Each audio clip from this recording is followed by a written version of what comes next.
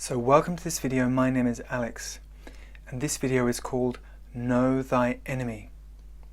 So in this video I'm going to get straight to the point. I'm going to explain to you exactly what the enemy is and how the enemy operates so that you can be wise and alert to its tactics. And once you're alert to its tactics, they cannot work on you anymore. The enemy cannot manipulate you anymore because the enemy is manipulating you day in, day out. And it's got you distracted. It's got you looking out there in the outside world, finding those who are your opponents, judging others, criticizing others, even hating others. And that's a diversion tactic to get you looking anywhere but where the enemy truly is. And the enemy is in here. The enemy dwells in the tree of the knowledge of good and evil, which is a metaphor for our thinking mind. The enemy is the serpent, which whispers to us day in, day out, telling us to believe its stories, telling us to believe what it tells us about ourselves, weakening us, trying to undermine the very structure of our being, trying to make us afraid, trying to weaken our heart so that we will allow fear to take root in our heart. So the enemy is essentially that voice, the voice of the serpent, which dwells in the tree of the knowledge of good and evil, your mind, which is essentially speaking negative words, cursing you, in fact. It's cursing you. The things it tells you are curses. If you believe them, they become true. So its prime job is to get you believing what it tells you. It's that voice in your mind. You could call it the voice of the ego. But essentially it's a voice which wants you weak. It wants you disempowered. It wants you believing the stories. It wants you to feel like there is no hope. It wants you to be under a complete illusion about what this voice truly is. So, we see in the media the idea, we see all these scary movies about this, how big and terrifying evil is, and this, the serpent is this great powerful monster that's going to devour us. And that's again, it's the way that this voice stops us from honing in on it and seeing exactly what it is. When we find that voice, we find the source of that voice, and we find out that it is only a voice, only a voice. And our sole prerogative should be to ignore that voice. That's all you have to do. Ignore the voice. So essentially, if you're listening to any negative thoughts in your mind, any negative thoughts, not intelligent thoughts, any negative thoughts, thoughts of fear, thoughts of criticism, thoughts of judgment, thoughts of being superior or inferior, thoughts of lack, essentially any negative thoughts, then you are listening. Those thoughts are coming from the voice of the enemy, the voice of the serpent in the tree, which wants you to bite into its apples. The story of the Garden of Eden is a perfect metaphor because all these apples hang tantalizingly in our mind, and the serpent wants us to bite into them. So what are these apples? These apples are the thoughts. There's all these thoughts in our mind, thoughts about a million different things. And what the serpent wants us to do is to bite into those apples, which means enter into the reality of those thoughts. And they're thoughts which can take us a million miles away, into a million different directions. Anywhere, but away from where we really belong, which is our heart. This is the tree of life. Our heart is the tree of life. And it's the only place where we can experience peace, freedom, true security, true safety, love, communion with that divine force of love which many call God, which I call God. Our heart is the only place where we can get what we truly need, where we can encounter God. Our heart's like a radio receiver. If God's broadcasting, then our heart is the radio receiver. And that radio receiver, it's got to be tuned into the right station. So you could say that there are two different channels. And there's the channel of our mind, channel of thoughts. So we tune into the voice of the serpent and we listen to what it tells us. And the music that comes through this speaker, So it's probably more accurate to say that our heart is like a speaker. Our heart is like a speaker, and we are like a radio receiver. And we can listen to many different channels, but essentially there are two main channels. The channel of your thoughts, your conceptual mind, and there's a channel of your heart. And whichever one we tune into, the music, the vibration comes through our being. And we feel, because music is all about feeling. So whichever channel we tune into, whether we tune into this voice or this voice, we feel the consequences reverberate through our being. And that's our emotions, essentially. Our emotions are like reverberations, which are coming through this speaker. And so we can have fear in our heart, which always comes from here, by the way. Fear always comes from a thought, always. It might be a thought of something bad's going to happen. It's usually a thought that something bad's going to happen. Or it might be a thought of, I'm not safe. But essentially it comes down to a thought, always. Fear comes down to a thought.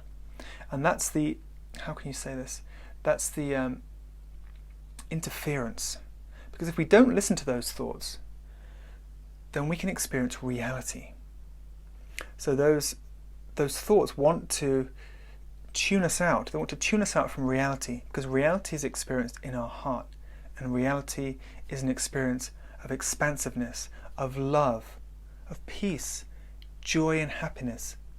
Very simple things. And I'm not just talking ideas here. I'm not just talking airy-fairy, head in the clouds, la-la land stuff. This is real. You know, I've been on this path for 20 years trying to understand the source of truth and what truth is and how God communicates with us.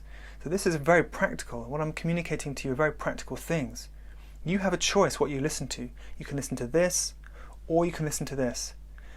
To listen to this, to hear this, you've got to tune out from this. You've got to stop believing all the negative thoughts. God has a voice, and it speaks to you in your heart.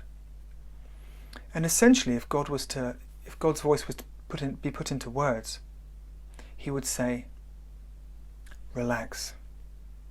I'm protecting you. You are loved. You are safe. I want to strengthen you. I'm going to help you be strong. I'm going to empower you to be strong, to be untouchable, to deal with all the challenges that are going to come in your life. I want to make you strong. I'm going to prepare you so that you will always have what you need.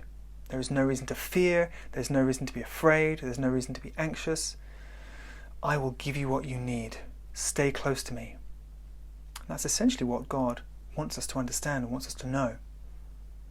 But to hear that message, and we really do need to hear it ourselves, because it comes from within our own heart. You don't just have to believe me, you have to tune in to the communication of God within your own heart. So to hear that, we have to stop listening to the voice of the enemy, or the voice of the ego, if you will. It's the same thing.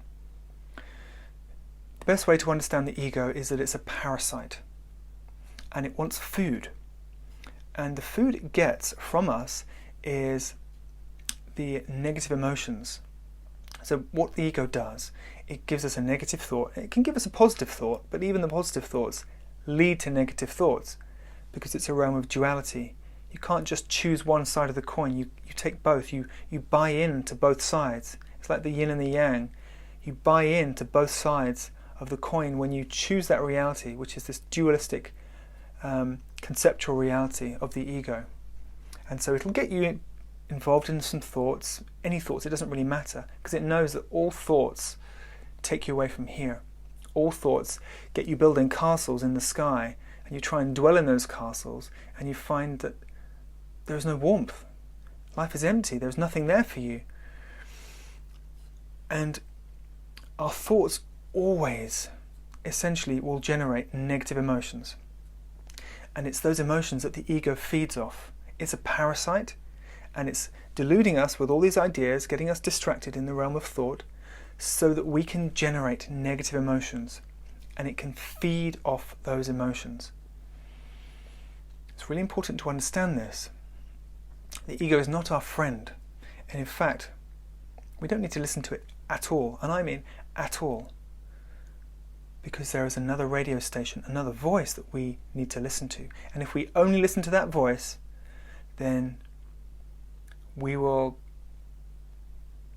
reverberate with the truth of God. We will reverberate with the love of God, with the peace of God. We will be happy. We will be joyful. We will be strong. And this is the most important thing.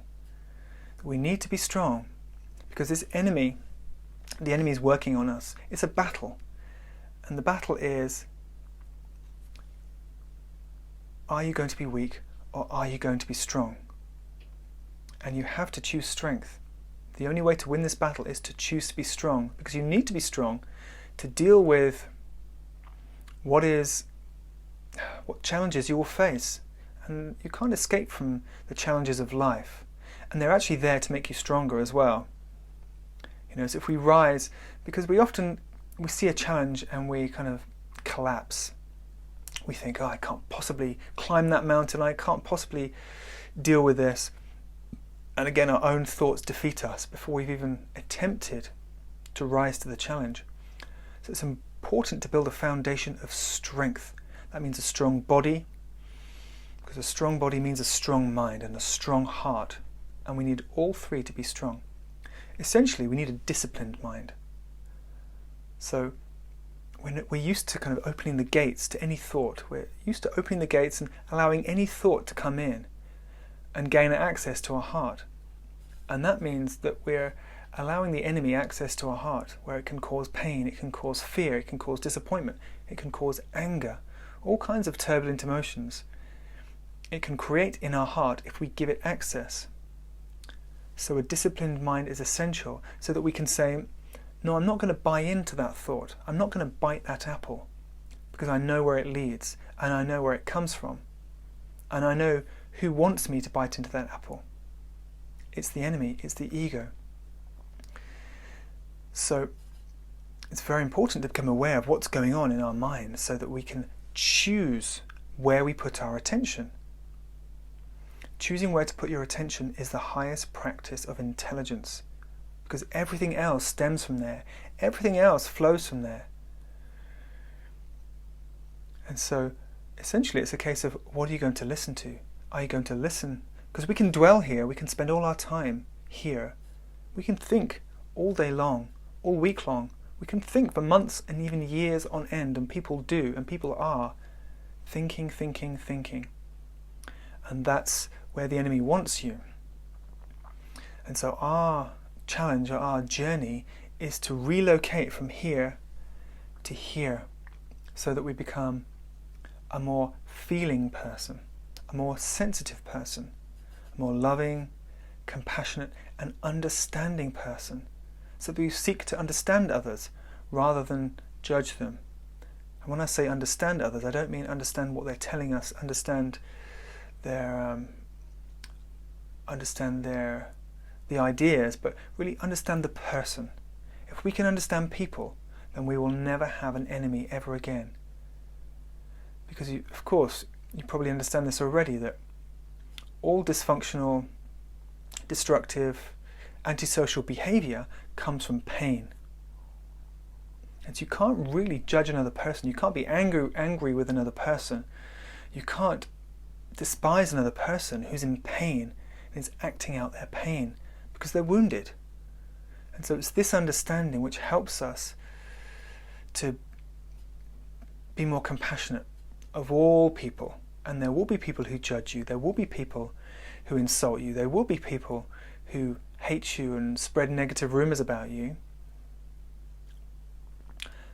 There's nothing you can do about that. The important thing is that you don't get caught up in the drama, because people don't like to be judged, people don't like to be talked about, but then we get caught up in the drama, and this part of us that wants to control, because the ego, it only wants to control. It's a control mechanism, and it controls us, and it makes us control the things around us. It makes us control the people around us, our life circumstances. So you know that the ego has got a hold of you when you are feeling like you want to control things, when you're being a controlling person, controlling your children or controlling anything. you know that the ego is manipulating you with fear, because it's fear which makes us want to control. Yet when we trust, so you can say that trust is the opposite of fear. When we trust, there can be no fear. And this is why it's crucial that we put our life in the hands of God, that we trust that God is orchestrating things, looking after us, providing for us, guiding us, steering us to where we need to go, and providing for us. And ideally, we want to develop complete trust in God, complete faith in God, that no matter what happens, we rely on Him, we lean on Him.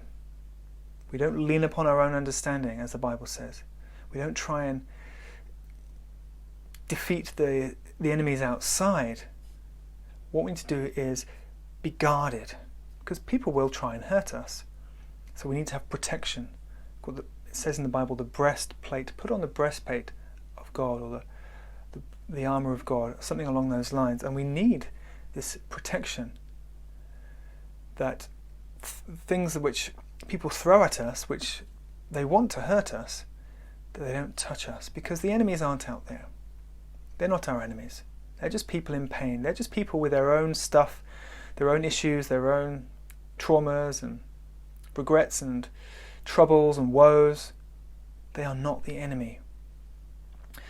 And so it is very important that we are strong enough, again it comes back to strength, that we are strong enough to not absorb these insults or absorb the things which are thrown at us. It's very important that we are strong enough to keep our focus on God and on the message that God's put in our heart. God's given us a mission,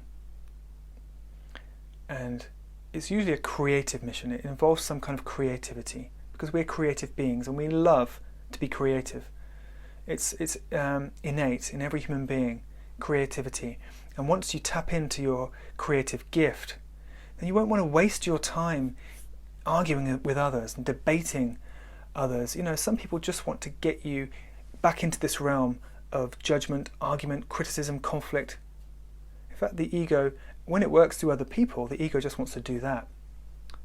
The ego just wants to drag you into its lair so that it can take your energy and distract you from where you need to be, which is in contact with your passion, your enthusiasm, and your power and your strength. And of course, it's very important to recognize that all power comes from God. So when we open our heart to God and we trust God, then we receive God's power. We are empowered by the force of life and love and goodness itself. So we've got to stop distracting ourselves, because the enemy in here wants you distracted. It wants you focusing on what other people are doing, or what's happening in the world, or what other people are saying. It wants you judging others, criticizing others. It just wants you in its realm, so that you are not paying attention to where God awaits you, to where freedom awaits you, to where healing awaits you. All these things await you. Everything you need awaits you. You've got to tune in to the right channel. You've got to listen to the right voice. And feel. Stop thinking, start feeling. And you may have noticed on my YouTube channel that I share a lot of movement and dance. It's so important to be strong in your body and to celebrate. It's so important. There's no quicker way to get out of this realm and into this realm than to celebrate. It's the best way and it's the most fun way. Of course, it's great to walk. I love to walk in the mountains. I love to be in nature. I love to play sports. I love to play football. You know, all these things are great. Celebration is the best. Dancing, singing, celebrating. It really generates joy.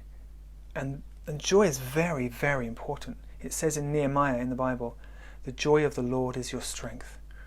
And we get so much strength from joy.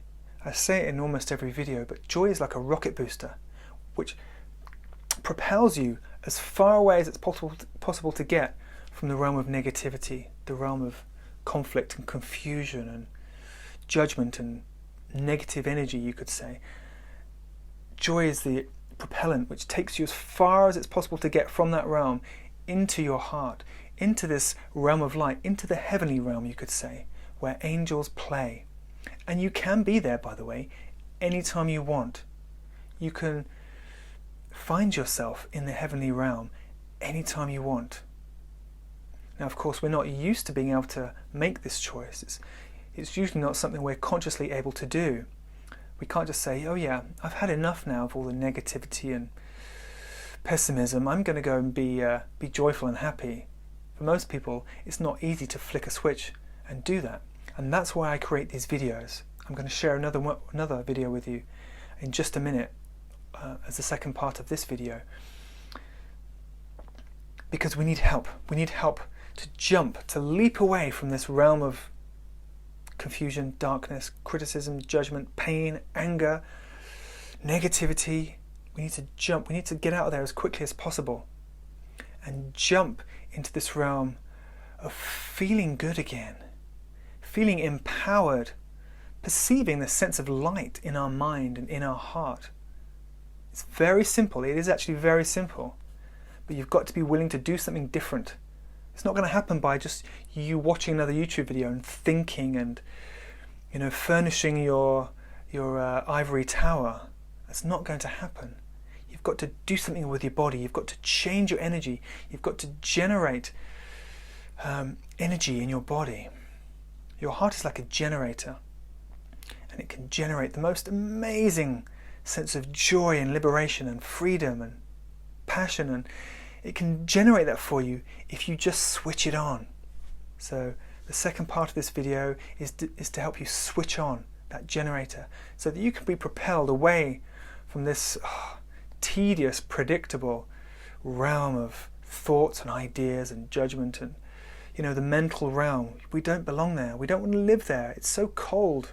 It doesn't give us anything except more ideas, more knowledge. It just keeps us here. And we need to experience this. The heavenly realm, the kingdom of heaven, which awaits us in our heart. The freedom, the joy, the celebration. Why would we choose anything less? So right now you have an opportunity to choose to be there, to access the heavenly realm. And I strongly recommend that you participate in the next 11 minutes. It's 11 minutes of music, and all you have to do is jump around. Treat it like an aerobics class. Just jump around for 11 minutes. That's it. If you feel like dancing, then dance. If you feel like moving your body vigorously in any way you want to, if you've got a little small trampoline that you like to bounce on, whatever, just participate in the next 11 minutes.